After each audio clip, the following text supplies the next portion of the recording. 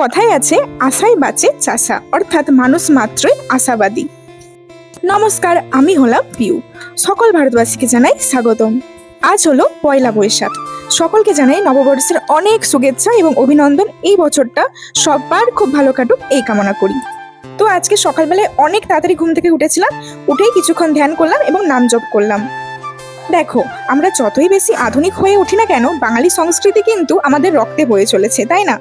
এরপর ঝটপট স্নান করে আমি আমার পছন্দের একটা শাড়ি পরে নিলাম, কারণ আজকে মন্দিরে পুজো দিতে যাব। অনেকটাই তাড়াতাড়ি আজকে মন্দিরে গিয়েছিলাম, তাই পুজো দিতে খুব বেশি দেরি হয়নি। বাড়িতে এসে খাওয়া দাওয়া করে বেরিয়ে পড়লাম অফিসে যাওয়ার উদ্দেশ্যে। কিছুক্ষণের মধ্যে আমি স্টেশনে পৌঁছেও গেলাম, আর আজকে পুরো স্টেশনটাই বেশ ফাঁকা ছিল। যথাসময়ে আজকে ট্রেন স্টেশনে পৌঁছে গেল। এরপর আমি আমার নিজের পছন্দের সিটে যেয়ে বসে পড়লাম। জানো তো, এই দিনগুলোতে ছুটি না থাকলে বেশ কষ্ট হয়। যেমন পয়লা বৈশাখ, ভাইফোঁটা, কখনো কখনো দুর্গাপুজোর অষ্টমী। তখন বেশ মন খারাপ হলেও এটাও ভাবি যে আরো অনেকে আছে যাদের কোনো ছুটিই থাকে না, সপ্তাহে টানা 7 দিনই তাদের ডিউটি করতে হয়, তাই না?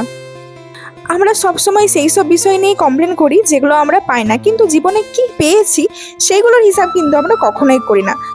সমস্ত কাজ সেরে আমি স্টেশনে পৌঁছে দেখি আজকে ট্রেনটা বেশ টাইমেই আছে, তাই বাড়ি ফিরিতে খুব বেশি লেট হয়নি। তো আজকে প্রচুর খিদে পেয়েছিল, তাই বসে পড়লাম একদম খাবার খেতে।